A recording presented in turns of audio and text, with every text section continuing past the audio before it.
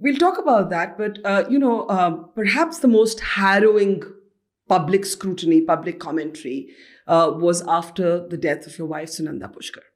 And it was not something I think you could ever have imagined, that you and murder would be spoken of in the same sentence. You can imagine. It took many years before the story, the charge of murder shifted to abetment to suicide. It would be a long time before a Delhi court actually said, we drop all charges. I want to ask you today, with the benefit of some distance, to tell our audience, what could it possibly be like to actually have people whispering, did he murder his wife? Yeah, it's absolutely incredible, Barkhavan. I was initially in a state of shock, first of all, about a young and vibrant personality disappearing like that. So there was already that shock to be absorbed. And then there were these incredible stories. It started apparently with a TV show within 2 days of her death on one of the Hindi channels, which somebody watched and talked about. And it just continued to snowball as certain very malicious individuals, for their own reasons, which they will have to figure out, started embellishing these conspiracy theories with blatant lies. There were literally falsehoods invented.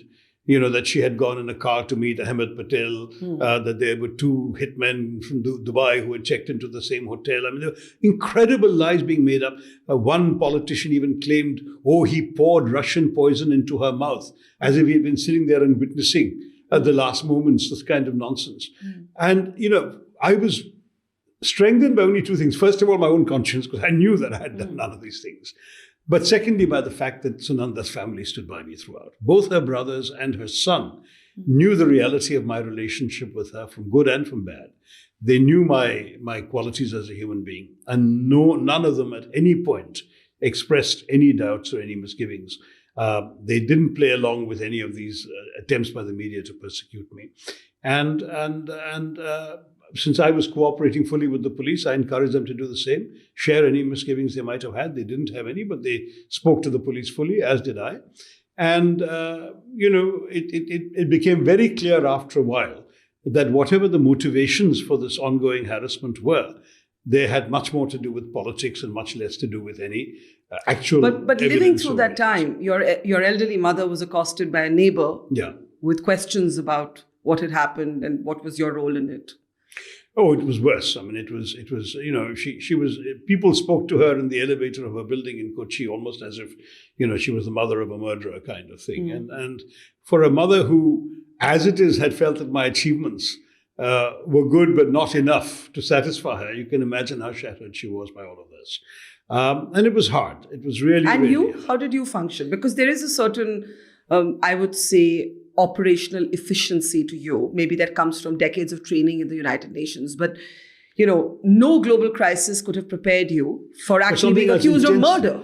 For something as intensely personal as this, because it really was essential for me to take stock of myself. And it took a while to just say, listen, don't let them define who you are. You know who you are.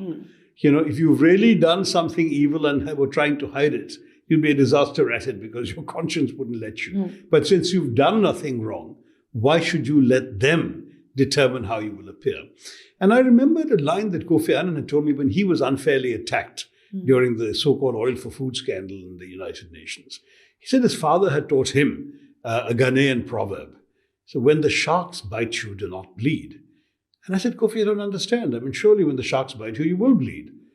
And he said, one day you will understand. So I had thought about it and fully quite got the message. But when this happened, it suddenly came to me in a blinding flash. You can't give the sharks the satisfaction of knowing you're bleeding, because that's what they want. When they're biting you, they're doing it for their pleasure, for their satisfaction, for their greed, for their TRPs or their political votes, or whatever their agenda may be. If you suffer, you're actually enabling them.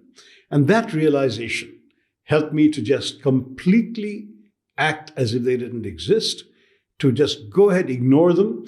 It was also the advice of my lawyers not to react, not to respond, and not to sue. So I didn't. I just did my work, wrote my books, made my speeches, and began allowing others to see me in other contexts.